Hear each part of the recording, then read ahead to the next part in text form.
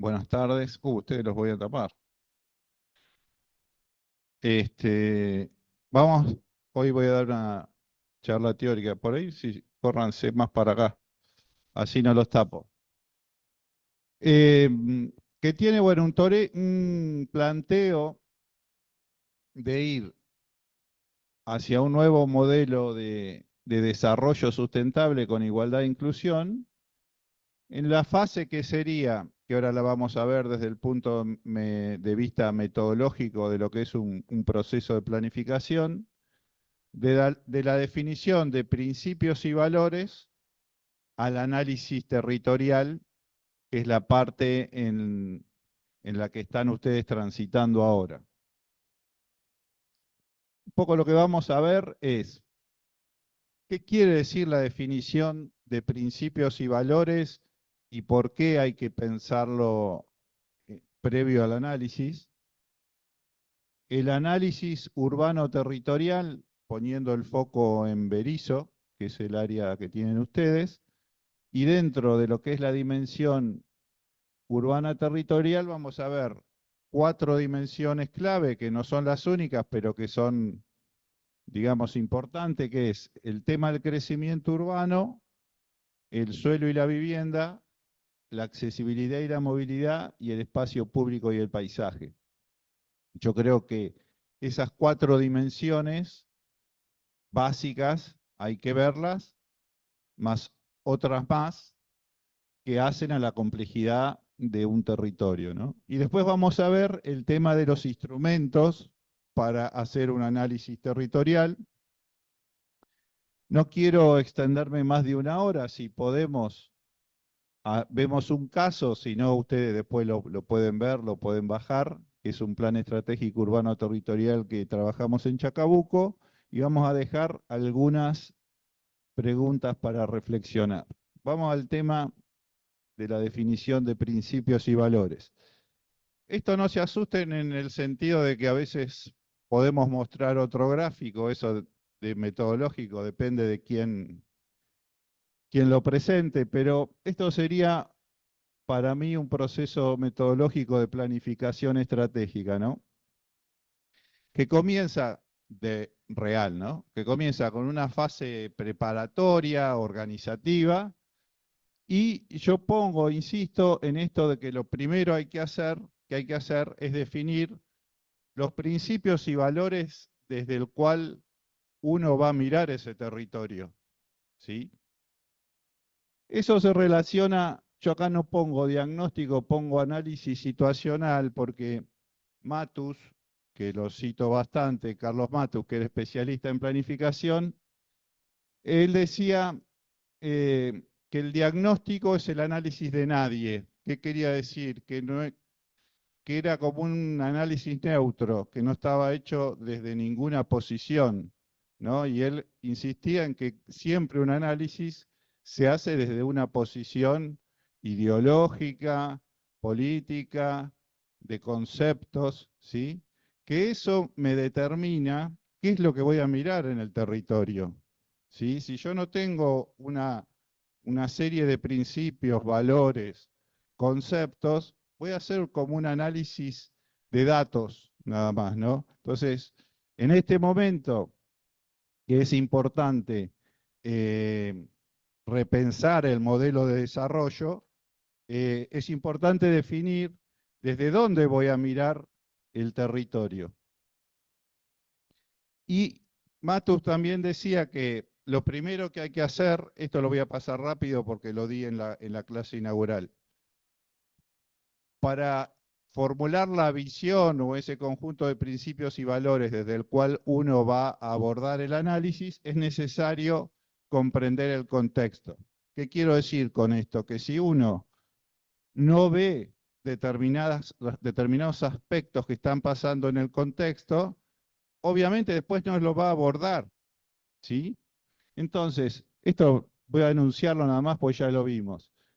Hay un crecimiento de la población urbana, el 56% de la población del mundo es urbana y se espera para 2050 que el 70% de la población sea urbana. La alta productividad de las ciudades, esto quiere decir que las ciudades son motores de crecimiento y generadoras de riqueza, a tal punto que con el 56% de la población genera el 80% del PBI mundial, las ciudades. Sin embargo, está como fenómeno nuevo a nivel global los impactos del cambio climático que ponen en riesgo la sustentabilidad del desarrollo. Hay una crisis ambiental, energética y alimentaria que, asociado al conflicto mundial entre Rusia y Ucrania, ponen en riesgo el futuro de las ciudades. A nivel de nuestra región, hay también un creciente proceso de urbanización. Yo les decía que a nivel mundial el 56% de la población es urbana. En América Latina el 80% de la población es urbana.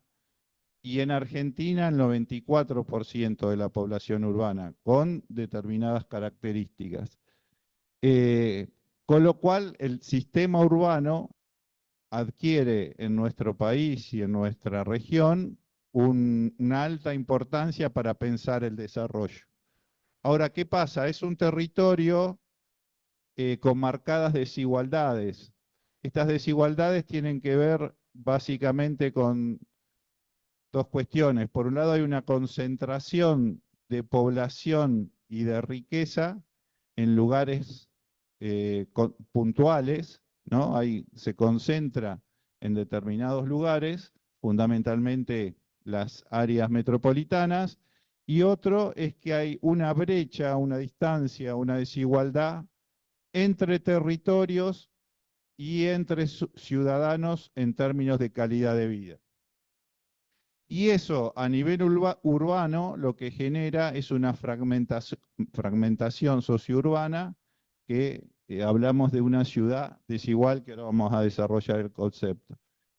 Este tema asociado al mercado de suelo, que es inaccesible para los sectores de bajos recursos, genera la informalidad urbana, ¿sí? O sea, hay gente que no puede acceder a un lote y no puede acceder a la vivienda. Y otra característica que tienen las ciudades de Latinoamérica es la baja productividad. ¿Por qué? Porque, como decíamos hoy, en América Latina vive el 80% de la población urbana, pero genera el 65% de la riqueza o el PBI de la región. ¿Se acuerdan a nivel mundial? Les decía que es el 56% de la población genera el 80% del PBI. Acá en América Latina se invierte. ¿Eso con qué tiene que ver?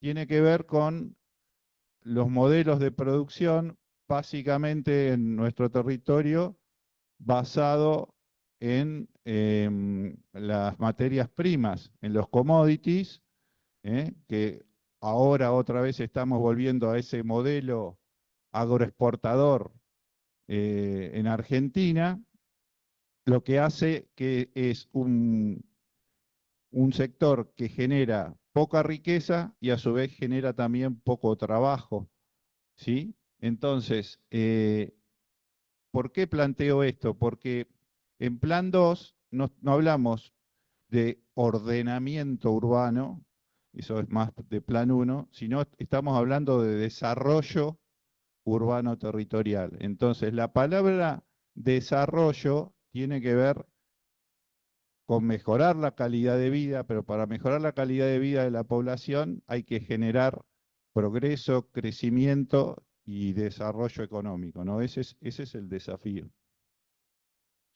Bueno, y en función de este contexto, planteamos, esto también lo paso rápido, que es necesario repensar ese modelo de desarrollo. Algunas cuestiones a incorporar: la noción de sustentabilidad, que Guimarães en el 2002 ponía a los seres humanos en el centro y la razón de ser del proceso de desarrollo, pero también plantea un nuevo modelo que sea ambiental, social, cultural y políticamente sustentable. Es decir, hay una noción de integrar distintas dimensiones del desarrollo. incorporar la acción ambiental, ecológica y climática, o sea, ya incorporarlo como tema, buscar una relación equilibrada con la naturaleza, entender a la ciudad como macrobiel público con igualdad de derechos para todos los ciudadanos y la producción de una ciudad de derechos que, como les decía en la clase inaugural, no solo quiere decir con que la población acceda a un hábitat digno, sino que tenga que ver con una distribución equitativa de la riqueza. Es decir, no es un tema solo físico de poner viviendas, equipamientos, sino que el acceso, el tema del salario para poder acceder a una vivienda, para poder acceder al transporte, para poder acceder a todas las oportunidades urbanas, es parte de las problemáticas del desarrollo.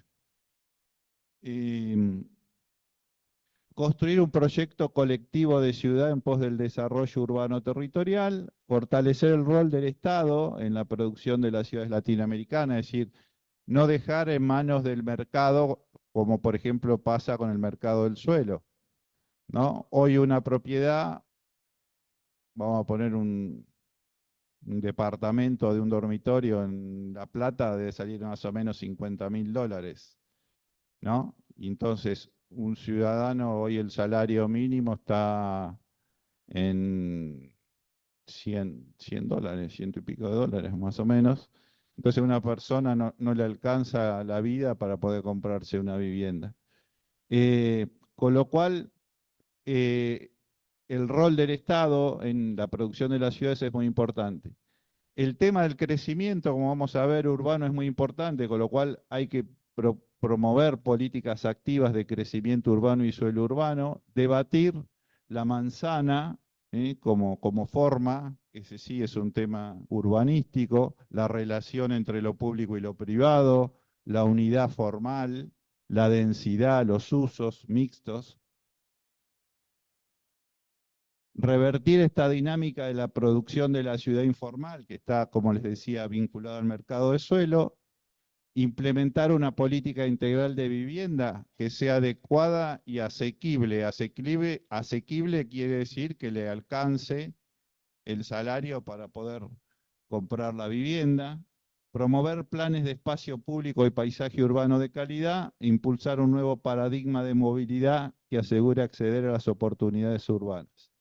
Esta es una foto de las supermanzanas del ensanche de Barcelona.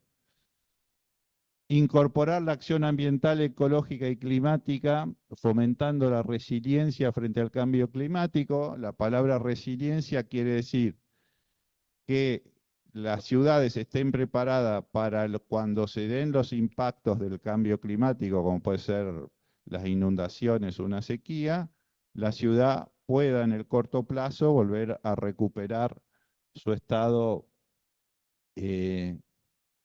natural. Pensar nuevas formas de gobernanza y modelo de gestión, es decir, cómo se gestiona la ciudad. Para eso hay que tener un marco estratégico de actuación, eso quiere decir tener un objetivo general, un modelo de desarrollo, líneas estratégicas, nuevos instrumentos, que los instrumentos son de acción directa, como es hacer un plan urbano o un plan estratégico. Hay instrumentos de acción indirecta, como son los códigos, o sea, todo lo que es el marco regulatorio. Instrumentos de gestión urbana, que son básicamente los instrumentos que sirven para acceder al suelo y la vivienda, e instrumentos de acción climática y ambiental. Y como base también de todo este proceso, la participación democrática y comunitaria. Entonces, insisto, ¿por qué les digo todo esto, les repito todo esto? Porque es desde acá, desde esta visión nuestra, de la cátedra podríamos decir, que no necesariamente puede ser compartida con ustedes, pero sí que cada uno de ustedes tenga su marco teórico, su marco conceptual, su marco ideológico, su marco político desde el cual hacer el análisis. ¿Está bien? Entonces, vamos al tema del análisis urbano territorial. Entonces, primero hay El análisis situacional yo lo voy a traducir en el término este diagnóstico regional y territorial, como está planteado en el trabajo práctico. No me voy a referir al análisis regional porque fue la clase pasada de Diego, pero es pensar Berisso en la región en sus distintas escalas. Es decir, Berisso hacia adentro, Berisso y su relación con el Gran La Plata, Berisso y su relación con la región metropolitana y Berisso con el corredor productivo portuario, diría yo, Rosario-La Plata. Acá les hago una recomendación, porque un poco a veces me parece que eso de la escala macro, meso y micro es como una especie de análisis descriptivo de las características de esas escalas. Y lo que yo haría hincapié es en las relaciones que tiene nuestra área de intervención, que es esta que está acá, ¿no? Dentro de este corredor. Es decir, qué amenazas o aspectos negativos u oportunidades o aspectos positivos del contexto que me rodea a mi área de intervención pueden impactar en mi territorio. ¿Y qué tiene Berisso, por ejemplo, para aportar a ese contexto? Es decir, por ejemplo, está dentro de una red de puertos. Por un lado tenemos como, acá abajo todo lo que es la región metropolitana.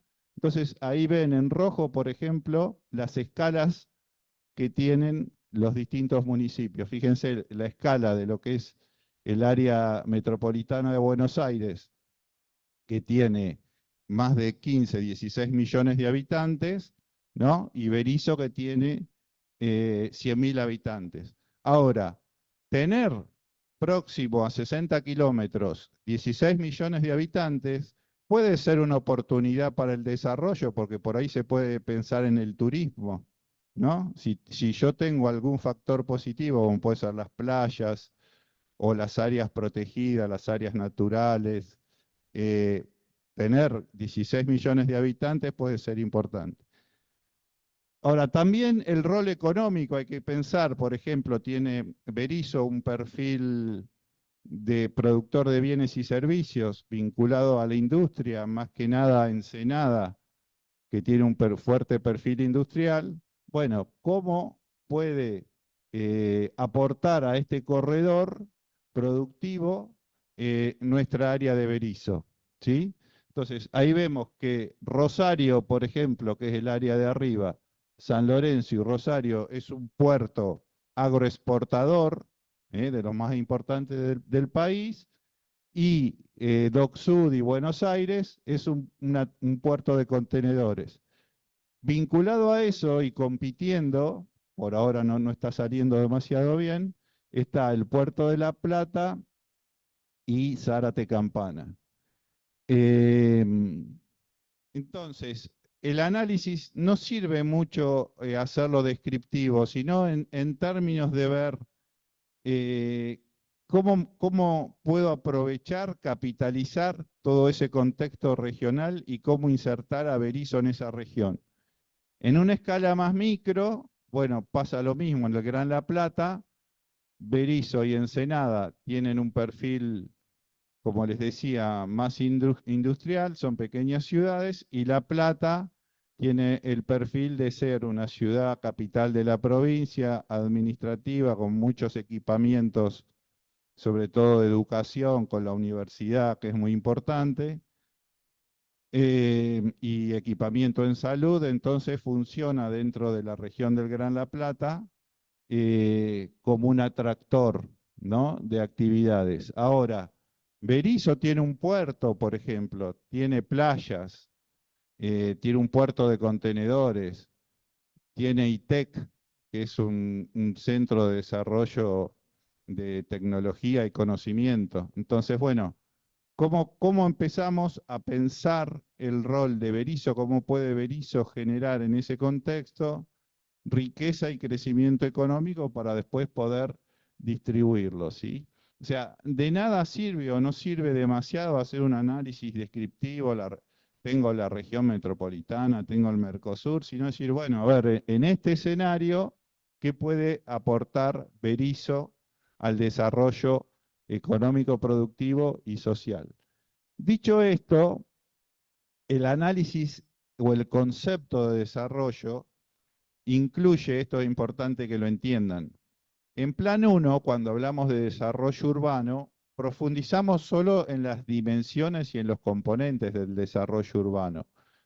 Cuando en plan 2 hablamos de desarrollo territorial, hablamos de una integración de dimensiones, o sea, la dimensión social, cultural es importante, la dimensión económica productiva, la ambiental, ecológica y climática y la dimensión urbana territorial. Todo eso forma parte de un problema de desarrollo territorial. Acá lo que tenemos que ver, obviamente nosotros somos arquitectos y urbanistas, es cómo por ahí plantearnos los desafíos de meternos en otras áreas como la economía, el desarrollo social, ambiental. Eh, pero bueno, tenemos que empezar a aprender a integrar esas dimensiones para pensar el desarrollo. Yo ahora, dentro de lo que es la dimensión urbana territorial, me voy a meter en estas 4 dimensiones que me parece que son importantes. Vamos a empezar por el tema del crecimiento urbano.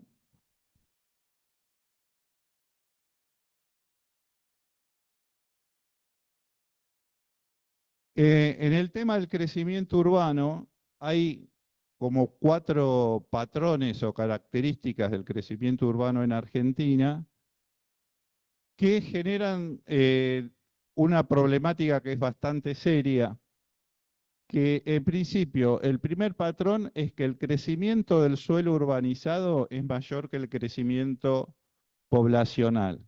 Como ven en azul, acá están a la izquierda las distintas ciudades o las ciudades más importantes de las distintas regiones del país. En azul está el porcentaje de crecimiento anual del área urbana construida y en rojo está el crecimiento, la tasa de crecimiento anual poblacional. Como ven, siempre la mancha urbana, o sea, la superficie urbana, supera a la a la tasa de población. Esto quiere decir que se extiende desproporcionadamente la mancha urbana a tal punto que en el total del país triplica la tasa del área urbana construida a la tasa de crecimiento anual poblacional, es decir, es 3 a 1. Eso está asociado a otro problema que es la disminución de las densidades de población, ¿no? La densidad de población es la superficie sobre la cantidad de habitantes. Entonces, como ven, la tasa anual promedio de crecimiento del área urbana construida sobre la tasa anual promedio del crecimiento poblacional, la curva azul es una densidad constante, que sería que no habría cambio de densidad. Por arriba están todas las ciudades donde disminuyó la densidad. Y fíjense que son todas las ciudades del país menos Corrientes, que casi no tuvo modificación en su densidad. Entonces, ¿qué es lo que está pasando? Que se está extendiendo la mancha urbana y con baja densidad, con poca cantidad de población por manzana. Y el tercer patrón es el tipo de crecimiento de la mancha urbana que es por extensión. O sea, hay 3 tipos de crecimiento. Uno es por extensión, es decir, va avanzando la mancha urbana en sectores periurbanos, rurales, etcétera. Completamiento, que sería ocupar áreas vacantes, renovación de áreas urbanas o crecer en densidad, ¿no? Si yo pongo una densidad de 1000 habitantes por manzana, sería el concepto de completamiento. Y no continuo sería un crecimiento no no generando una conurbación, ¿no? Por ejemplo, los barrios cerrados. Entonces, fíjense que en Argentina el 55% del crecimiento es por extensión, el 25% solo es por completamiento y el otro 25, aunque ahí dice 20, no, 55, 25 y 20 es no continuo, ¿sí? Eso es muy alto, tener que el crecimiento sea el 55% por extensión, es muy alto comparado con otras ciudades. ¿Y qué es lo que genera esto? Porque el problema no son estos patrones, sino qué es lo que genera. Genera problema de acceso a los servicios públicos. Fíjense en este gráfico, está la distancia, ¿no? de acceso en kilómetros respecto del centro y el porcentaje de acceso a los servicios públicos. Entonces ustedes ven que en el centro es 100% y a medida que yo me voy alejando, voy perdiendo el acceso a los servicios públicos, no hay servicios públicos. Lo mismo pasa en la búsqueda de empleo. Cuando se sale a buscar empleo, están más los empleos cerca del centro y a medida que me alejo, el empleo va decayendo. Entonces, este modelo de crecimiento urbano, estos patrones de crecimiento urbano, determina una ciudad dispersa y extendida con una periferia que lo que no tiene son infraestructura, equipamientos sociales y servicios, produciendo graves problemas de la población para acceder a las oportunidades urbanas y mayores costos para el Estado para urbanizar las áreas de esas que son de crecimiento, ¿no? Porque tengo que llevar los equipamientos sociales a la periferia, tengo que llevar pavimentación, tengo que llevar electricidad y todo eso tiene un mayor costo. ¿Qué es lo que pasa en Berisso? En Berisso, como en la mayoría de las ciudades del país, el crecimiento fue sin planificación. Acá se ven los distintos años. En amarillo es el área urbana en el 2006, en anaranjado el área urbana en el 2010, en rojo el área urbana en 2016. ¿No? Entonces, como ven, ¿hacia dónde ha avanzado? Hacia el bañado, ¿sí? Que está acá, ¿no? El Berisso, a partir del bañado, genera una especie de C, y esa C envuelve el bañado y el crecimiento empieza a ocupar el bañado. Y las planicies de inundación de los arroyos de La Plata, que algunos desaguan directamente en el bañado, y eso ¿qué hace? Genera una pérdida de capacidad de ese bañado para captar y almacenar agua de lluvia. Es decir, se satura, se cumple una función ambiental muy importante, que es absorber todo el agua del sistema hídrico de toda la región del Gran La Plata. Entonces, cuando uno empieza a ocupar ese bañado, empieza a perder capacidad de cumplir con ese rol y además genera mayor vulnerabilidad de los sectores sociales que se asientan sobre esos arroyos y que corren el riesgo de inundarse ante distintos desastres como son las inundaciones. ¿Se entienden? En Berisso es un problema grave el tema del crecimiento. ¿Por qué? Esto lo pueden construir ustedes, yo lo construí para la teórica, ¿no? ¿Cómo es la ocupación del suelo? Esto lo sacan con la foto satelital, van poniendo los años y pueden sacar la foto satelital de los distintos momentos para ver cómo creció, ¿no? En amarillo, fíjense que gran parte de Berisso se consolidó en 2001. En el periodo 2010 empezó a ocupar esos intersticios y empezó a avanzar tanto en el 2010 como en el 2022 sobre el bañado y sobre la continuidad de la avenida Montevideo y la ruta provincial 15, ¿no? Eso hoy nos está dando una población de 100.000 habitantes en 19, casi 20 kilómetros cuadrados, lo que da una densidad de 51 habitantes por hectárea, que es muy baja, comparado con todas las ciudades. Y el fenómeno que se da es esta curva, que lo mostró Diego el otro día, pero yo lo quería explicar de otra manera para que ustedes puedan entender bien el fenómeno que se da. O sea, acá ustedes ven el crecimiento poblacional, cómo se da en las distintas décadas. Entonces, ¿qué es lo que pasa? En las últimas décadas se va como amesetando el crecimiento poblacional. Es decir, no crece tanto, pero fíjense, la superficie sí tiende a ser una curva mucho más pronunciada. Entonces, ¿qué es lo que genera esta consecuencia? Que es la pérdida de densidad.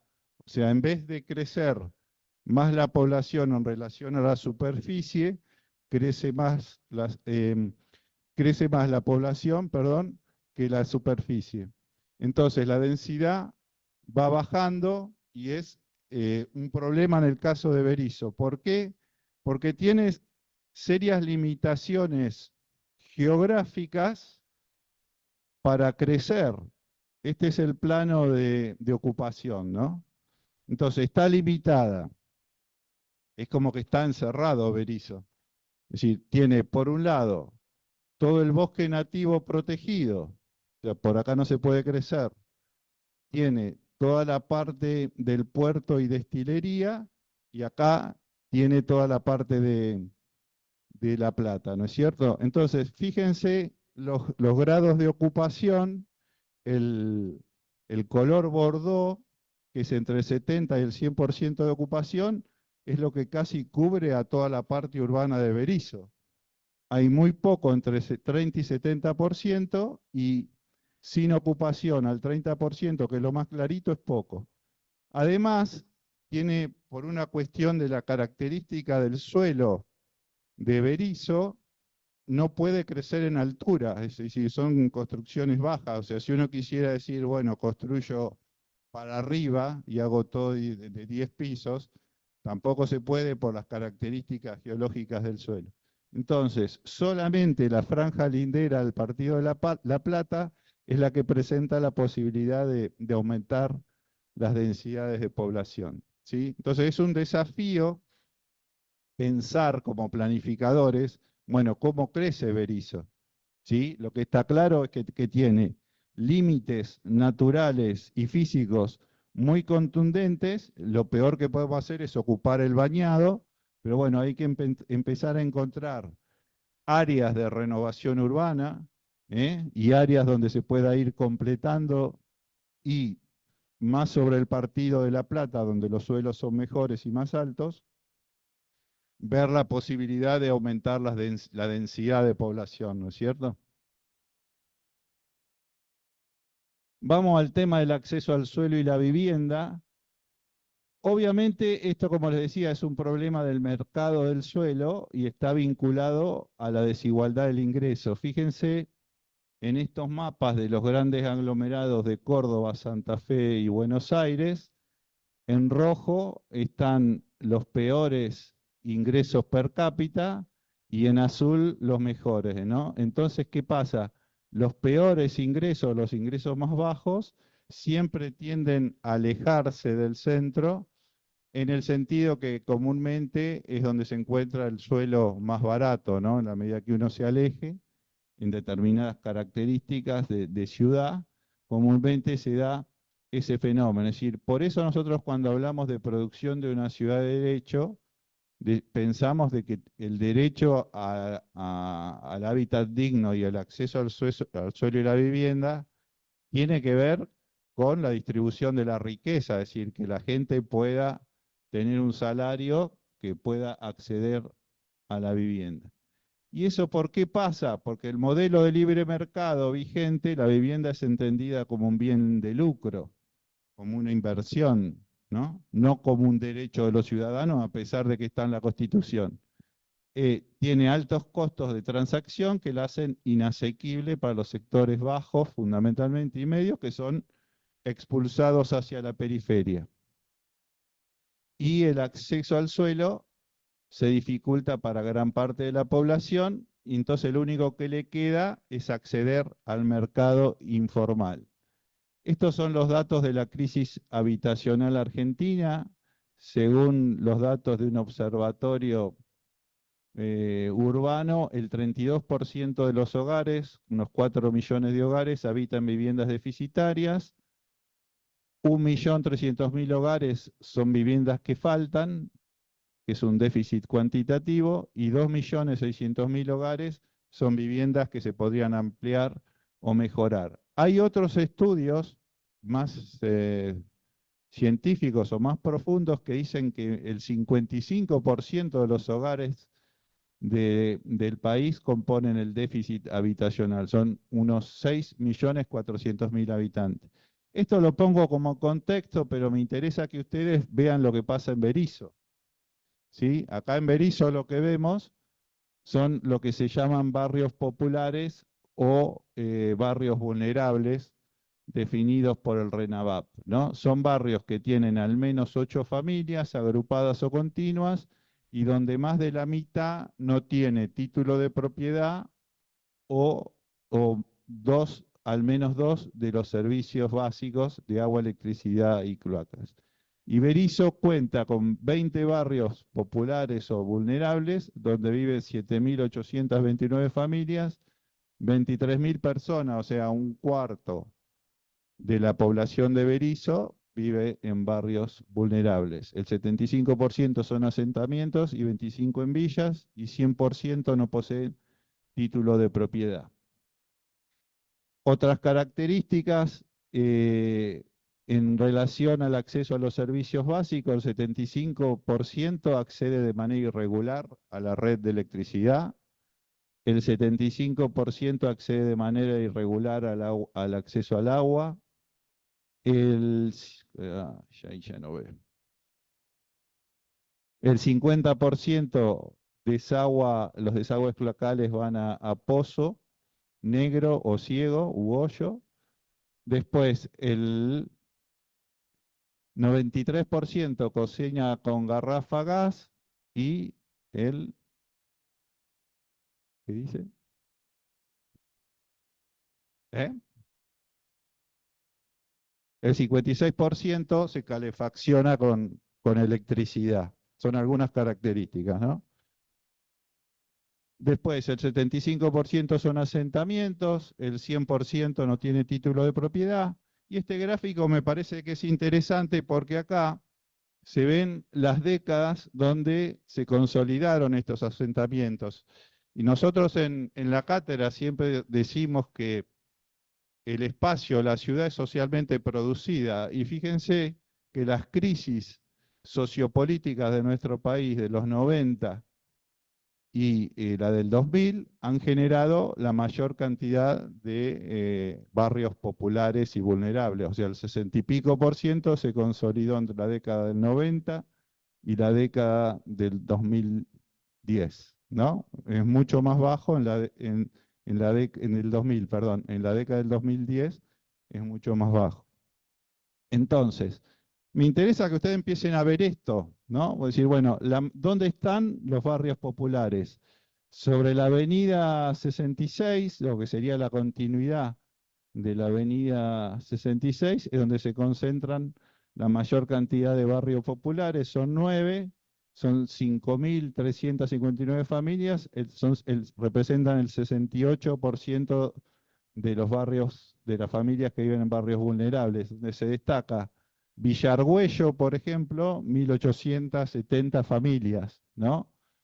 El barrio Santa Cruz, 792, barrio Villanueva, 770 familias. Yo lo que digo, a ver, voy para atrás. Si yo planteo que en el contexto hay un modelo de desigualdad y que como modelo de desarrollo me propongo la igualdad o inclusión, en el análisis de Berisso no puedo dejar de no ver esto. ¿Está bien? Si no lo veo porque no me importa, porque eso, porque no me interesa la justicia social, ni lo veo, ¿no? Pero sí me interesa y es parte de mi modelo de desarrollo, esto pasa a ser un desafío como estrategia de planificación para ver ustedes qué se puede hacer con todo esto, ¿no? ¿Qué hacemos con todos esos barrios vulnerables?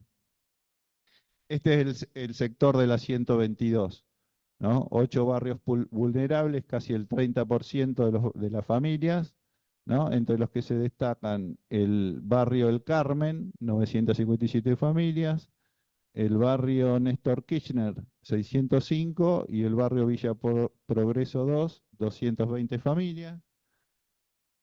Un poco menos en la zona del puerto, solo 3 barrios populares, el 4% de las familias, y en Los Talas, allá perdido, hay un barrio municipal con 22 familias. Bueno, esto para mí es uno de los temas que hay que ver y hay que abordar porque es parte de los desafíos.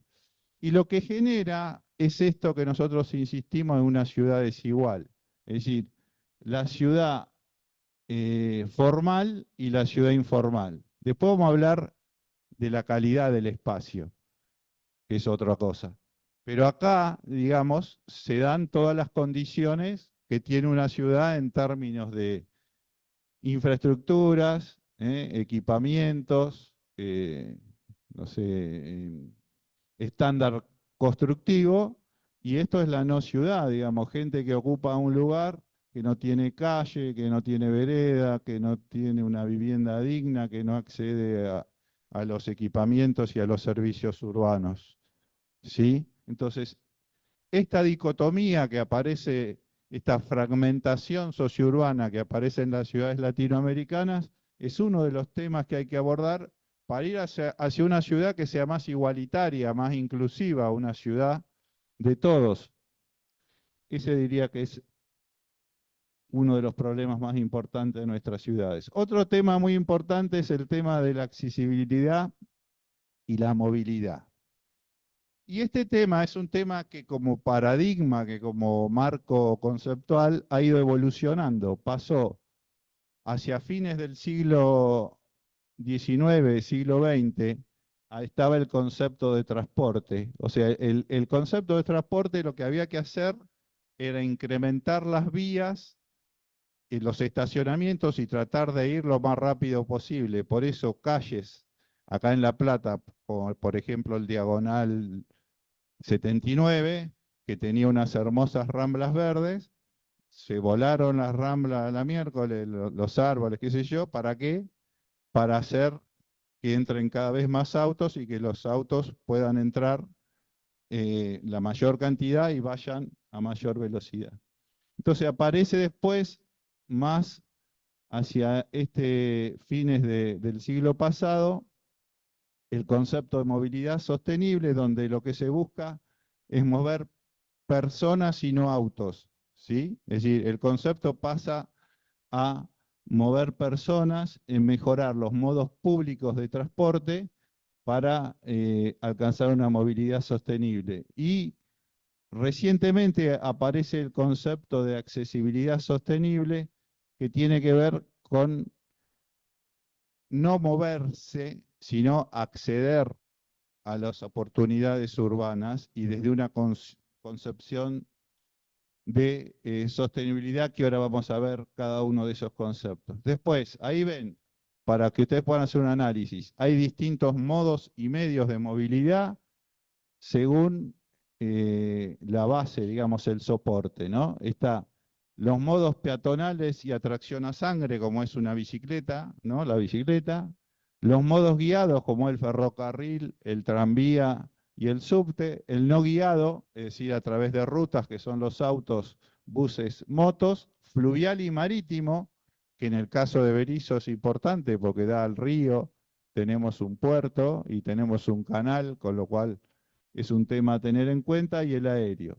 Y después los tipos de transporte pueden ser, según lo que transporta, de pasajeros o de cargas, muy distinto uno del otro, urbano o regional según la escala. Hay transportes que son solo locales y hay transportes que atraviesan distintos municipios, por ejemplo en el área metropolitana y son de escala regional, y pueden ser público o privado. Y este es el paradigma de movilidad sostenible. Se basa en esta pirámide de movilidad, o sea, la prioridad serían los peatones, después los ciclistas y el transporte público. O sea, a medida que voy bajando en escalones de la pirámide, voy perdiendo prioridad, después está la logística y el transporte de carga, y último, los vehículos particulares. Y el proceso que se da es que de ese concepto de transporte que les decía, donde el auto era la prioridad, ahora hay un reparto modal más diversificado y más equilibrado. O sea, se trata de que el auto no sea el único protagonista, sino que los distintos modos que veíamos recién de movilidad estén más repartidos en la ciudad. Y aparece el tema este de accesibilidad urbana, dado que el objetivo no es moverse, sino acceder a las oportunidades, y se empieza a hablar del concepto de proximidad, es decir, se empieza a pensar, bueno, una persona a pie, más o menos qué radio, puede tener un radio de 500 metros para acceder a los servicios y a la oferta urbana básica. Una bicicleta ya uno puede hacer entre 8 o 10 kilómetros, y obviamente el transporte público hace que uno se pueda trasladar a mayores distancias. Entonces, el concepto es diversificar los modos y a su vez articularlos, es decir, que uno pueda acceder con el auto hasta determinado lado de la ciudad, ahí hacer un transbordo y tomar otro servicio, como puede ser un tren o, o un tranvía o un bus o lo que fuera, e ir articulando e integrando los distintos modos y servicios. Y otra vuelta que se le da es al tema de la sostenibilidad en el sentido de que se utilizan los modos más limpios y eficientes desde el punto de vista de ocupación del espacio. O sea, por el tema de la contaminación, y ustedes saben, bueno, es que las emisiones de dióxido de carbono es lo que genera el calentamiento global, ¿no? O el cambio climático. Entonces ustedes acá tienen los distintos modos y las emisiones que generan de dióxido de carbono, ¿no? Obviamente el peatón, la bicicleta y el auto eléctrico no generan emisiones a medida que voy usando combustibles fósiles, voy generando mayor cantidad de emisiones. Pero también tiene que ver con qué espacio ocupa. O sea, esta huella que aparece acá es la cantidad de espacio que ocupa, ¿no? Entonces, el auto eléctrico, si bien no genera emisiones, pero ocupa mucho espacio. Es decir, si uno cambiaría todos los autos que hoy están a combustibles fósiles por autos eléctricos, no estaría gestionando, originando emisiones, pero sí seguiría ocupando el espacio público como lo ocupa hoy el automóvil, ¿sí? Entonces, por eso hay medios, obviamente el caminar, la bicicleta y los transportes públicos ocupan mucho menos espacio que el auto particular. ¿Sí? Entonces lo que hay que tender es hacia los modos que generan menos emisiones y que ocupan menos espacio. Ese sería el concepto de accesibilidad urbana sostenible. Y estos son algunos ejemplos de intervenciones en Barcelona, ¿no? Fíjense, esta calle, que era una calle donde predominaba el automóvil, se ensanchó a 17 metros, ¿sí? Porque se consideraba que el espacio que ocupaba el automóvil sobraba, y se dejó una vereda de 6 y se hizo como una especie, esto se le llaman corredores ambientales, unas especies de plazas continuas con lugares de estar, de terraza, de bares, ¿sí? Para apropiación del peatón. En el eje se hizo un corredor de una bicisenda, bien protegida y bien separada, y después se hizo un reparto modal de auto privado y taxis y buses, y se ordenó todo lo que es el, el tránsito peatonal y vehicular. Este es un buen ejemplo de esto que les explicaba, de cómo tratar de diversificar los modos de transporte y cómo darle prioridad al peatón. Y esa es una intervención en San Antoni, creo que es, en el ensanche de Barcelona del plan de Cerdá, que ustedes lo han visto en teorías territoriales seguramente, donde en las intersecciones de las calles, que eran anchas, quedaba un gran espacio, entonces ese espacio ahora queda como plazas públicas, ¿sí? Además, no entra todo lo que es vehículo pasante, queda cada 4 cuadras, y ahí solo ingresa el vehículo a 10 kilómetros por hora y además lo hace en bucle, es decir, nunca puede atravesar ese espacio. O sea, son todas intervenciones que buscan darle protagonismo al peatón y a la apropiación social del espacio. Y aparecen también, esto acá en Latinoamérica lo empezamos a ver de a poquito, pero en Europa se ve mucho más, otros tipos de movilidad, como es el auto eléctrico, buses eléctricos, los patines eléctricos, que se usa mucho en modo de alquiler, el auto compartido, es decir, hay plataformas donde una persona dice, bueno, yo voy a Buenos Aires y el auto se comparte entre distintas personas, los alquileres de bicicleta o alquileres de autos o motos por hora. Se empieza como a diversificar utilizando todo lo que es también la cuestión de la tecnología, ¿no? Que empieza a aparecer, a ser un apoyo importante en el tema de la movilidad. Y bueno, lamentablemente no tenemos no hay estudios para Berisso. Yo estaba tratando de buscar estudios en cuanto a qué patrones de movilidad tiene la gente de Berisso. Lo único que encontré más parecido es este estudio que hicieron Laura On y Sergio Reza sobre cómo se mueve la gente en función del lugar donde vive, ¿no? Y la conclusión es que hay una desigual forma de moverse. En el casco urbano fundacional, que es donde están todos los usos y es el espacio atractor, hay como un reparto modal bastante repartido, casi un tercio, 36% de peatones y bicicletas, 30% buses y 33%. En lo que le llaman la expansión consolidada, que sería el primer anillo de borde al casco urbano fundacional, ahí empieza a cobrar importancia el automóvil y en menor medida el transporte público y casi nada el peatón y la bicicleta.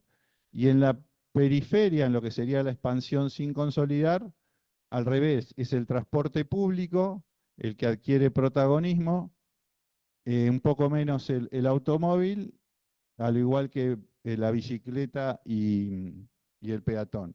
El problema es que a su vez ese 50% del transporte público que se utiliza en la expansión sin consolidar es un transporte público sin calidad, es decir, hay menos frecuencia, hay más distancia, se tarda más tiempo, ¿sí? Entonces es un problema eh, para los ciudadanos que viven en la periferia alejada.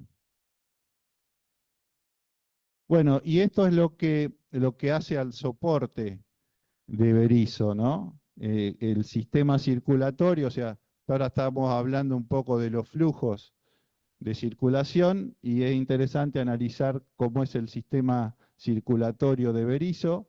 Fundamentalmente se accede a través de la avenida del petróleo argentino, que es la ruta provincial número 3, que después se bifurca en la avenida Río de Janeiro, que es la que va más pegada hacia el puerto, y la avenida Génova, que sería la que va más hacia el lado del centro de Berisso, ¿no? La calle Varadero es la ruta que atraviesa, que permite pasar para el lado de Ensenada. Después la avenida Montevideo hace un poco de conector de toda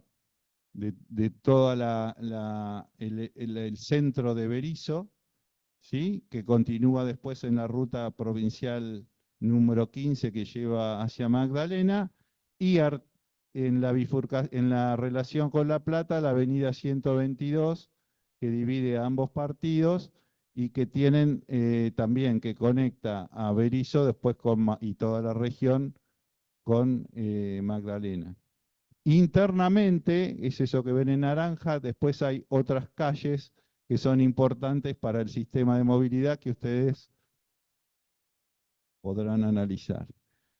Y este es también otro de las pocas cosas que encontré vinculada al sistema de transporte, que es, bueno, cómo está servido por el transporte público de pasajeros, ¿no? En rojo es la línea 214, que agarra más que nada toda la zona paralela al canal y la zona del puerto, pero después la 202, la línea 202 es un poco la que cubre todo el área urbana de Berisso. Y hacia la 122 es también, bueno, parte de la 214 y la 202 que va a El Carmen. La proyección que aparece ahí en la 122 sería la prolongación de la autopista La Plata-Buenos Aires, que sería una obra muy importante que después se engancharía con la ruta provincial 11 y con la 90. Y ahora vamos al tema del espacio público, que es otro tema. El concepto de espacio público tiene como distintas formas de abordarlo, ¿no? Puede ser desde el punto de vista legal, desde el punto de vista social y desde el punto de vista urbano. No importa tanto la definición, pero sí vamos a empezar a definir algunas categorías que son importantes, por ejemplo, los espacios abiertos, que los espacios abiertos son los espacios de la ciudad que no están ocupados por construcciones, que pueden ser de dominio público o privado y que puede tener suelo natural o pavimentado y que tienen dos funciones fundamentales y las dos son importantes. Una función es ecológica, porque son muy importantes todo lo que es la vegetación, el suelo, para la infiltración y retención hídrica, ¿no? Ustedes saben que tanto los árboles como el mismo bañado cumplen una función muy importante en el sistema hídrico. Todo el tema de la biodiversidad, de la riqueza de la flora y la fauna, ¿no? A su vez son sumideros de dióxido de carbono, es decir, los árboles retienen el dióxido de carbono que evita el calentamiento global, y social, y desde el punto de vista social también, porque genera encuentros, intercambios, sociabilización, recreación, el ocio, las protestas sociales se dan en el espacio público. Entonces, fundamentalmente tienen esas dos funciones. Es el espacio más importante de la ciudad por su función ecológica, ¿no? Porque propicia una relación más equilibrada con la naturaleza, que se incorpora a la ciudad a través de espacios naturales y lo que llamamos el verde urbano, y por su función social es un factor democratizador de la ciudadanía, es decir, capaz de generar cohesión social. Todos, ricos y pobres, nos encontramos en el espacio social de manera igualitaria y genera eso una ciudad más inclusiva.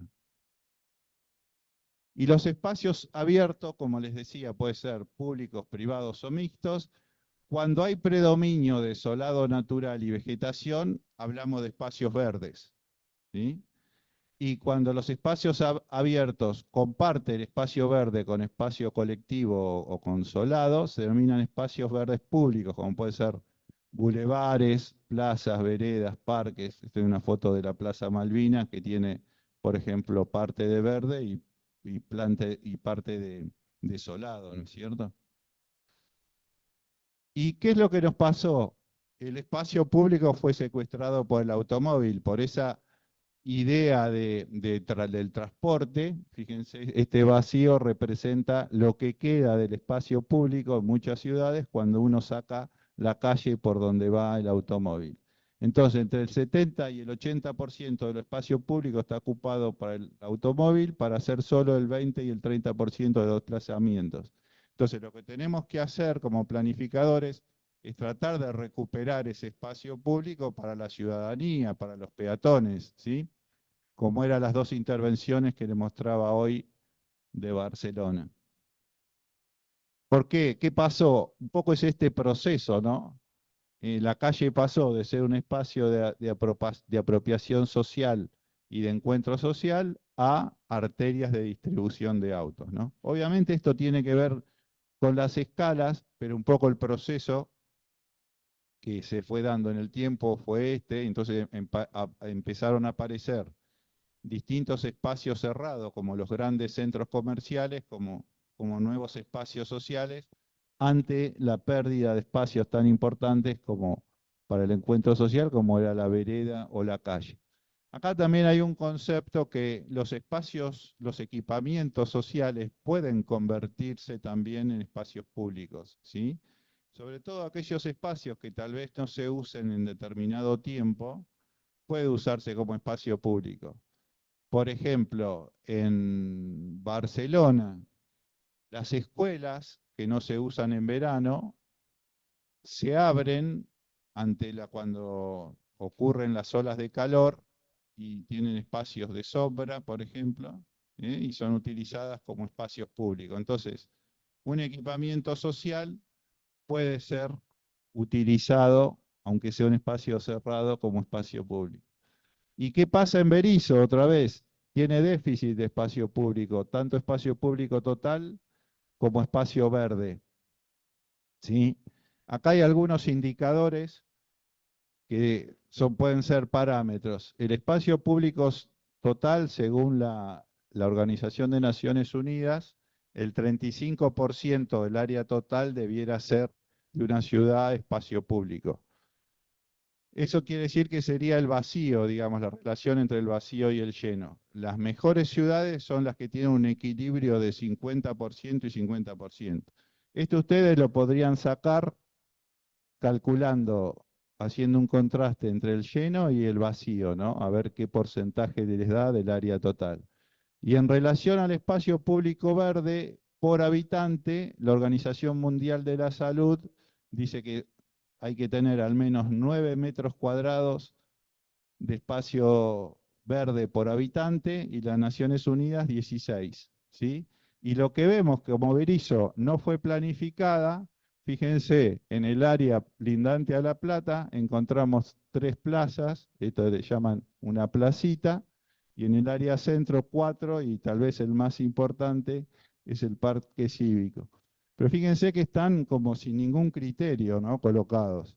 Si están como que fueron apareciendo ahí los espacios, pero no hay ninguna planificación como por ejemplo lo tiene la ciudad de La Plata, ¿no? Que cada 6 cuadras encontramos en los cruces de las avenidas una plaza. Bueno, entonces todos estos temas son temas de los planificadores.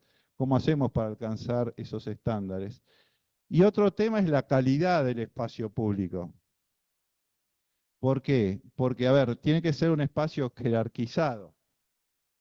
Y a ustedes acá ven, fíjense, primero, la proporción que tiene el espacio dedicado al automóvil, ¿no? Y después, podríamos decir, el destratamiento, la falta de equipamiento, la falta desde la morfología arquitectónica hasta los distintos mobiliarios urbanos, la falta de vegetación en La Plata.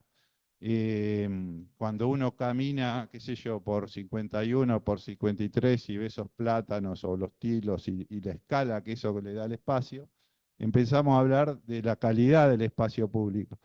Fíjense, uno de las calles más importantes, como es la avenida Montevideo, desde el espacio dedicado al automóvil, transitan desde camiones, no tiene forestación, y la verdad que como calidad de espacio público para invitar a la apropiación social no es muy agradable, digamos, ¿no? Entonces estos son espacios que habría que tratar, creo yo, de jerarquizarlos como corredor verde, con lugares para apropiación de la gente, empezar a regular un poco la cartelería, como se hizo alguna vez en La Plata, en la calle 8. La calle 8 en La Plata era un poco un desastre así de cartelería, a ver quién tenía el cartel más grande, Y bueno, se hizo toda una intervención del solado, ¿no? Que todos conocen la calle 8. Se niveló el nivel de la acera y la calzada, se ordenó todo el tema de la cartelería, se puso unos bancos, vegetación, etcétera. Y bueno, todo eso hace a la calidad del espacio público. Nosotros como urbanistas y como arquitectos tenemos que ver eso que por ahí el común de la gente tal vez no lo vea o no lo valore, pero en la medida que uno le brinda al ciudadano ese tipo de espacios, la gente se apropia.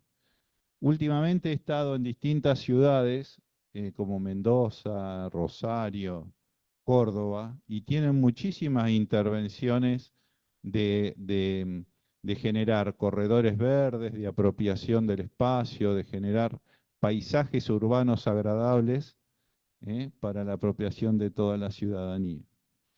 Y hay un tema que es muy importante en el caso de Berisso, que por ejemplo no lo tiene La Plata, que es el rol y el protagonismo que tiene el paisaje natural en Berisso. Esto sí es un tema muy importante porque cuenta con valiosos espacios como la isla Paulino, que es paisaje protegido por ley, la isla Santiago, todo el sector del monte ribereño con una riqueza de flora y fauna muy importante, la cuenca del arroyo del Pescado que atraviesa La Plata, Magdalena y Berisso, que debe ser una de las cuencas menos contaminadas y que también es paisaje protegido para que no se convierta como muchos de los arroyos de nuestra región que están contaminados e intrusados, digamos.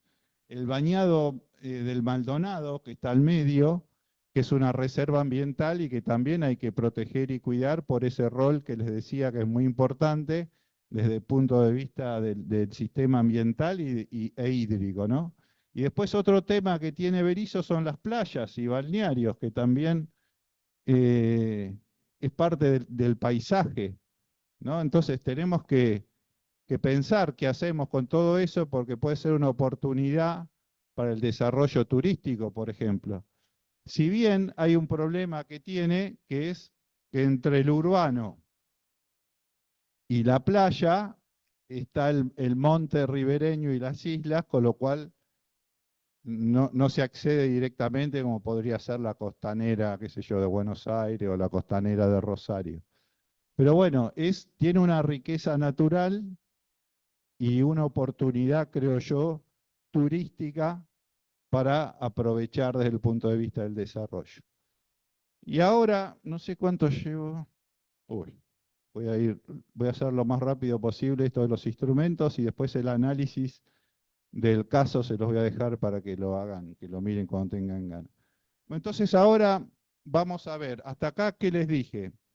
Los conceptos desde el cual yo miro el territorio y vimos 4 dimensiones importantes: el crecimiento urbano, el acceso al suelo y la vivienda, eh, la movilidad y la accesibilidad, y los espacios públicos. Vamos a ver ahora cómo abordar el análisis de todo eso, ¿no? Una primera decisión que me parece que es importante de tomar es si yo puedo encontrar unidades de análisis que tengan cierta homogeneidad, ¿sí? Por sus características, ya sean urbanas o naturales. El trabajo del CFI, que ustedes lo habrán visto, el Plan y Código de Ordenamiento Urbano, por ejemplo, hizo el análisis a partir de reconocer esto que le llama la ciudad cabecera de Berisso, todo el borde urbano que va sobre la avenida 122 y ruta 11. Otra unidad es todo el sector urbano que acompaña la avenida Montevideo y ruta provincial 15, la isla Paulino y el delta del río Santiago, el monte ribereño, y yo le agregué el Bañado, que me parece que es un lugar para mirar también, y todo el sistema de playas y balnearios, ¿no? Entonces uno a partir de esas unidades puede empezar a hacer un análisis territorial y encontrar sus fortalezas y debilidades. Y otra manera también de abordar el análisis, que por ahí podría servir más desde el punto de vista social, es reconocer barrios o zonas, ¿sí? Dentro de, obviamente, la parte urbana. En esta parte que veíamos recién, acá vemos todo el territorio, las unidades naturales del sistema natural como del sistema urbano, o sea, lo rural y lo urbano. En este caso, dentro del urbano, una forma sería ver, analizar indicadores por barrios, ¿no? Esta zonificación municipal se utilizó para el presupuesto participativo que hizo la Municipalidad de Berisso. Sería muy interesante poder ver si la semana que viene va a venir la secretaria de Planeamiento de Berisso, ver si es posible conseguir qué datos tienen sobre estas 10 zonas que utilizaron para el presupuesto participativo o ver qué demandas, ¿no? Esto sale en esta publicación, el teórico este va a estar obviamente publicado tanto en el blog y el video en YouTube. Pero acá tienen la fuente de donde yo saqué esta información, que es la Agenda Estratégica de Proyectos Berisso 2030, que es un trabajo que también hizo la municipalidad contratando consultores del CFI. Entonces, estas serían dos formas de abordar el análisis. Después hay instrumentos de análisis, puede ser primero uno o el otro, que después le voy a mostrar. Uno es la matriz FODA. La matriz FODA, ¿qué hace? Reconoce y cruza fundamentalmente fortalezas y debilidades que son factores internos, es decir, aspectos positivos del desarrollo de Berisso y aspectos negativos. Y acá voy a reconocer como oportunidades y amenazas aspectos positivos del entorno de Berisso en sus distintas escalas. O sea, podría ser global. El cambio climático, por ejemplo, es un factor, es una amenaza que está fuera de Berisso, o sea, de todo el mundo, ¿sí? Una oportunidad podría ser los 16 millones de habitantes que tengo en la región metropolitana, ¿sí? Entonces, una fortaleza de Berisso podría ser contar con playas y una debilidad podría ser la falta de espacio público. Pero lo que hay que hacer acá es listar las principales oportunidades y amenazas del entorno y listar las principales fortalezas y debilidades de Berisso. ¿Para qué? O sea, la FODA no sirve para hacerlo por separado, ¿sí? Para decir, reconozco cuáles son cosas positivas, negativas, sino lo interesante es cruzarlas. ¿Para qué? Para ver cómo hago para maximizar fortalezas con oportunidades, para minimizar las debilidades y maximizar las oportunidades, maximizar las fortalezas pero minimizar las amenazas, y esto es una limitación, minimizar las debilidades y minimizar las amenazas. Y me permite pensar estrategias que me permitan aprovechar o maximizar los aspectos positivos y minimizar los aspectos negativos. ¿Sí? ¿Se entiende? ¿Eh? Y este es un ejemplo que hizo un compañero de cátedra de hace muchos años, donde hizo un trabajo donde, bueno, justamente listaba las fortalezas y debilidades, en este caso era de Puerto Madryn, con oportunidades y amenazas. Entonces eso le permitía pensar estrategias, ¿no? Como por ejemplo acá decía, ofrecer al turista internacional la opción de los deportes náuticos. Eso le serviría, por ejemplo, para Berisso, ¿no? Si vamos a suponer que la pesca, el deporte náutico, etcétera, son cosas que se pueden hacer en Berisso y yo tengo un área metropolitana próxima, tal vez uno pudiera hacer alguna política para estimular esas cosas, ¿no?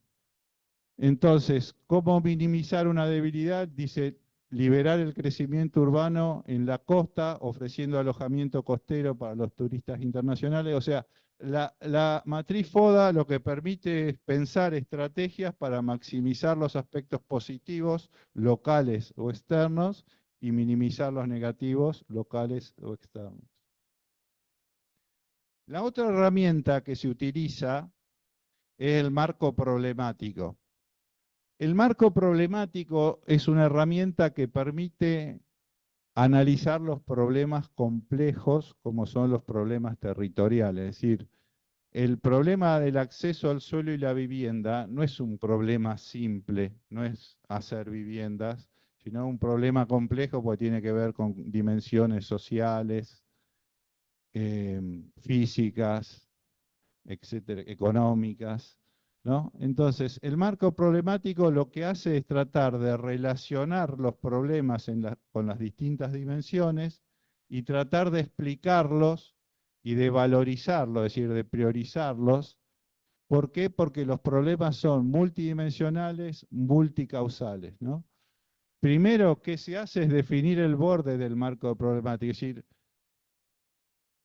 una cosa que hay que saber hacer es ponerle límite a los problemas, porque ustedes tienen un límite de tiempo, tienen una capacidad, o sea, los problemas son muy complejos, entonces hay que saber decir, bueno, cuál es el recorte del análisis que van a hacer, poder reconocer cuáles son los conflictos principales que tienen las distintas dimensiones, ver las relaciones que tienen y preguntarse cuáles son las causas de los problemas, es decir, cuál es la cadena causal. Por ejemplo, yo puedo decir, mira, este chico es un chico excelente o es un mal pibe. Pero ¿por qué es un mal pibe? Y por esto, por esto, por esto, por esto, por esto, por esto, y eso permite llegar a reconocer cuáles son los problemas estructurales, ¿sí? Y a pensar estrategias para solucionarlo, para eso sirve.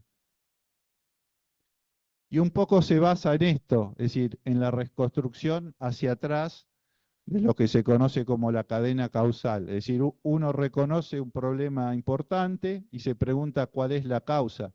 Son multicausalidades, pueden ser, ¿no? La causa directa, después se pregunta por la causa de la causa directa, que sería la indirecta, y acá están las causas estructurales. Atacando estas causas, uno va a resolver el problema. Si uno va al síntoma o al efecto, no va a resolver la causa, con lo cual el problema va a seguir existiendo. Y bueno, este es como un ejemplo también del mismo análisis, ¿no? Que uno podría empezar primero, pues decir, bueno, a ver, ¿qué tipo de dimensiones voy a analizar en el análisis? La dimensión urbana es importante, la dimensión social, la dimensión turística y la dimensión productiva. Para Berisso, por ejemplo, estas cuatro dimensiones serían muy pertinentes, ¿no? Porque la cuestión urbana es importante, la productiva económica también, la turística también y lo social también. Entonces, lo primero que hay que hacer es reconocer cuál es el problema principal o los dos o tres problemas principales de esa dimensión. Una vez que los reconozco, empiezo a preguntarme por las causas de esos problemas y empiezo a relacionar. Todo esto obviamente parece muy complejo, pero bueno, yo creo que ustedes ya en plan 1 trabajaron lo que se conoce como árbol de problemas, ¿no? Pero un poco es esto. Y lo que ayuda a esto es a entender la complejidad de los sistemas y a relacionarlo. Esto que les decía, el problema de acceso al suelo y la vivienda, qué sé yo, es un problema del salario, del trabajo, es un problema del mercado, del suelo, es un problema de la regulación urbanística, o sea, son multicausales, entonces esta herramienta lo que permite es justamente entender la complejidad de los problemas. Y una vez que yo puedo ver el mapa de los problemas y ver lo que se llama la rama de los árboles, puedo pensar en estrategias de solución de esa línea, de esas ramas, ¿no? Es decir, bueno, por acá tengo una solución al problema, por acá tengo otra y por acá tengo otra. Es decir, no hay que quedarse con esto como herramientas de reconocer problemas, sino son herramientas para identificar estrategias que permitan identificar los problemas. Bueno, y ahora, para ir terminando, vamos a ir al tema de los indicadores. Esto es un poco lo que yo trataba de explicarles hoy. Siempre cuando uno hace un análisis, tiene que partir de un modelo de ciudad, es decir, ¿desde dónde voy a analizar la ciudad? En este caso, es una síntesis de lo que es el ecourbanismo, que habla de un modelo de ciudad sostenible, que plantea la movilidad sostenible, espacio público de calidad, consumo eficiente del suelo, etc. Entonces, desde ese modelo voy a hacer el análisis. Posteriormente, ¿qué se hace? Se analiza aplicando indicadores objetivamente verificables. Es decir, ¿qué quiere decir? Yo puedo ver la problemática de los barrios vulnerables de Berisso en la medida que los espacializo, sé dónde están, sé a cuántas familias afecta, ¿sí? Si no, yo no puedo decir hay muchos, hay pocos, no, o sea, hay que encontrar una unidad de medida que me permita cuantificar el problema, ¿no? ¿Cuál es el porcentaje de pobreza del barrio El Carmen de Berisso? ¿Cuál es el porcentaje de desocupación? Desde el punto de vista urbanístico, ¿cuál es el porcentaje de infraestructura de, no sé, de electricidad, de gas, de pavimento, de espacios verdes? ¿Sí? Todo eso son indicadores, es decir, son unidades de medida que me permiten decir si está bien o está mal Berisso en relación a determinados parámetros, como por ejemplo veíamos hoy, la relación de 9 a 16 metros cuadrados de espacio verde por habitante. Bueno, habría que ver si Berisso lo cumple o no lo cumple.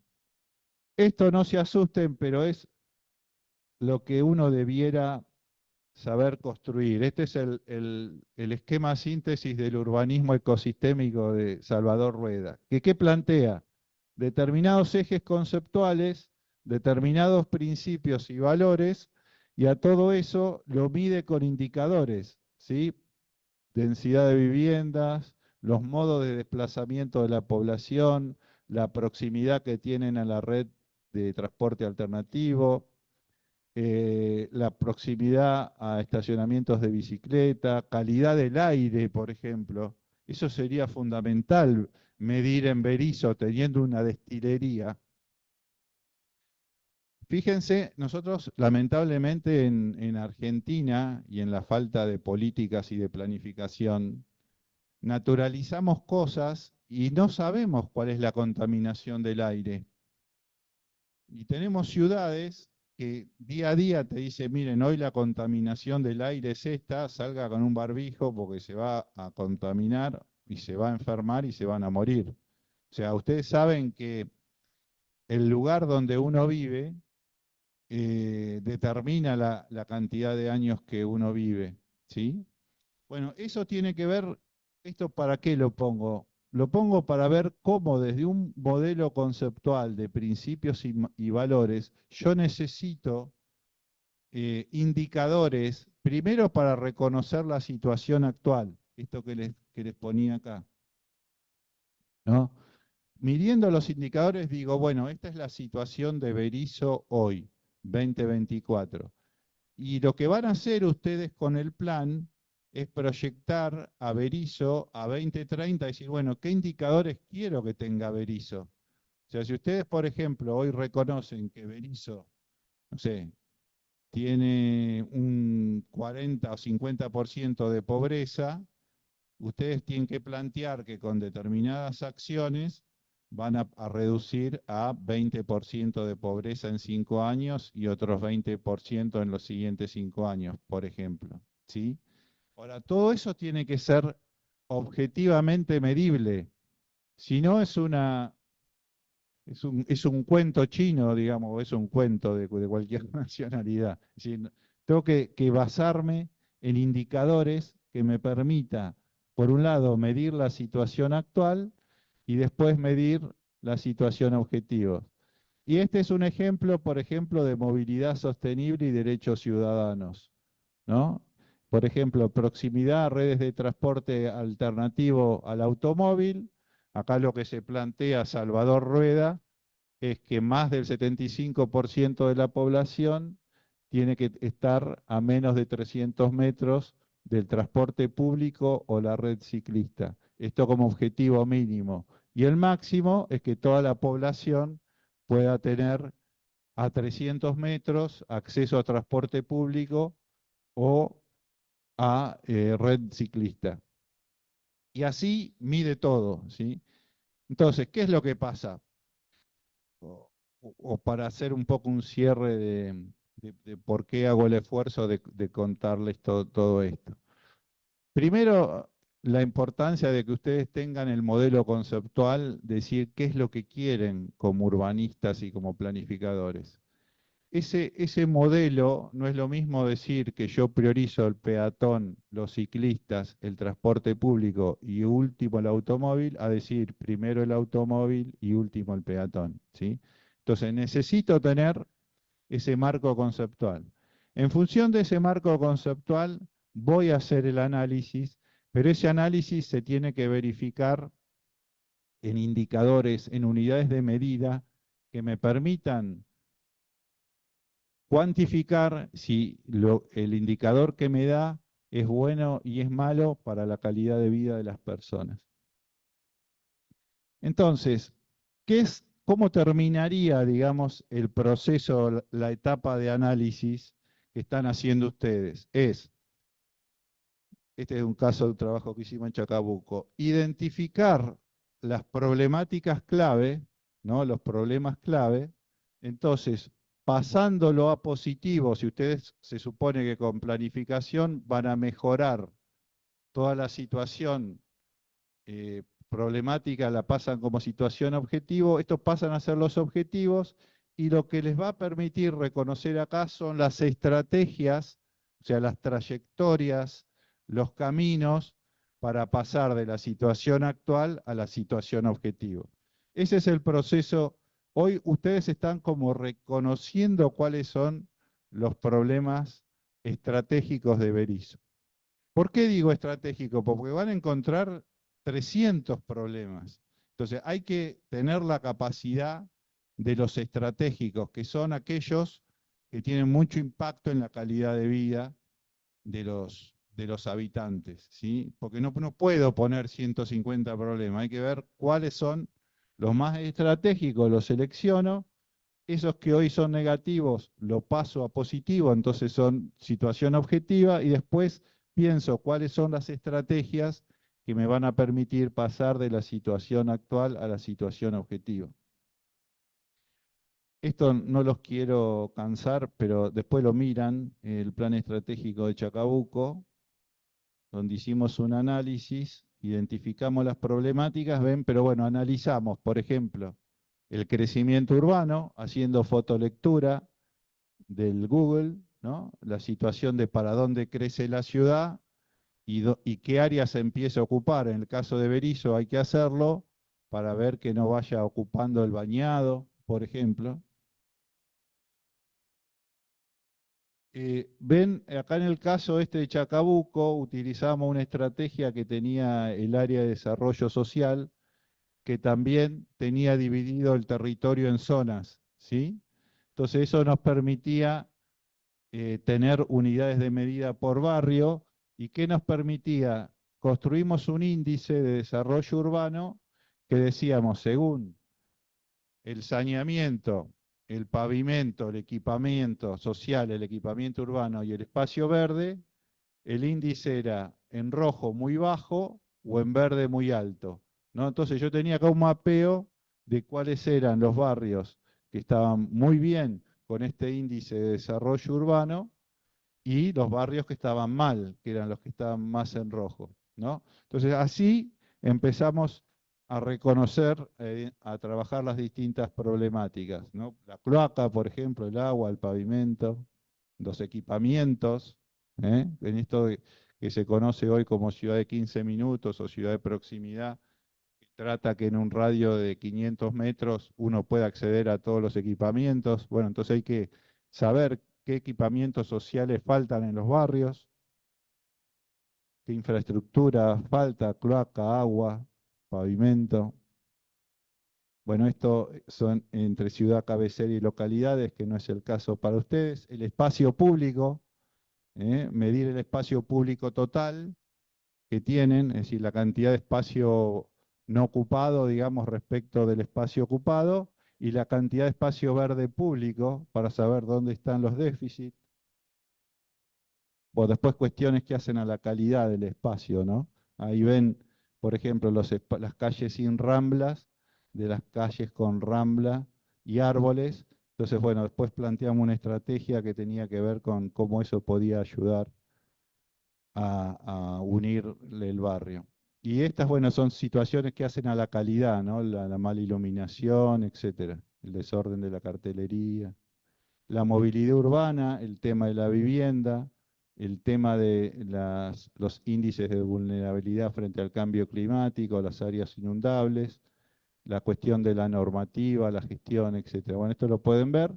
Y después el trabajo termina, o ustedes debieran terminar, con un mapa actual de la situación actual del territorio de Berisso, ¿no? Donde ustedes identifiquen las mayores problemáticas y las mayores potencialidades, cómo se espacializan, ¿no? Para después proponer un modelo deseado de desarrollo.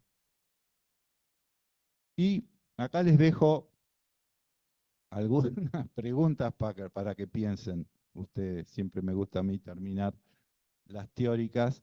No se angustien, pero por lo menos que los hagan pensar un poquito, en función de la teórica, ¿no? O sea, retomando lo que fue el principio de la teórica, que ustedes se pregunten, ¿desde qué marco conceptual, principios y valores se abordará el proceso de planificación urbana territorial de Berisso? O sea, ¿cuáles son los principios que tienen ustedes para hacer el análisis?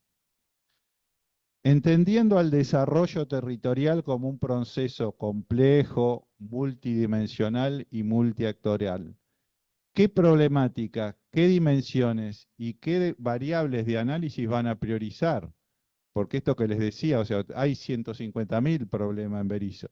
Entonces, en función de los principios y valores que tengan ustedes, van a tener que priorizar, van a tener que hacer un recorte y ver lo que para ustedes son las dimensiones más importantes y las variables de análisis más importantes. ¿Qué indicadores objetivamente verificables van a utilizar como unidad de medida de la situación actual? Es decir, no puedo decir hay mucha, poca o nada de pobreza o el espacio público es malo, regular o bueno, sino que tengo que cuantificarlo de alguna manera. Entonces, ¿qué indicadores van a utilizar para medir la situación actual? Y priorizadas las que son las problemáticas más importantes de Berisso, las que son estratégicas, ¿qué estrategias van a identificar para pasar de la situación actual a la situación objetivo? O sea, acuérdense que una vez que ustedes como síntesis y del trabajo, ustedes tendrían que decir, bueno, estas son las 10 problemáticas claves de Berisso. Entonces, el paso siguiente a la fase propositiva, que es el momento de hacer el plan, esas problemáticas la pasan como objetivo, o sea, la pasan de negativo, la pasan a positivo, y piensan qué estrategias, qué trayectoria les va a permitir pasar de esa situación actual 2024 a la situación actual, a la situación deseada 2030. ¿Sí? Bueno, espero no haberlos aburrido. No sé si quieren hacer alguna pregunta, alguna duda. Seguramente tengan muchas, pero bueno, esto lo vamos a subir al blog, el PDF de la teórica, y el video lo vamos a subir al canal de YouTube. ¿Eh? Bueno, muchas gracias.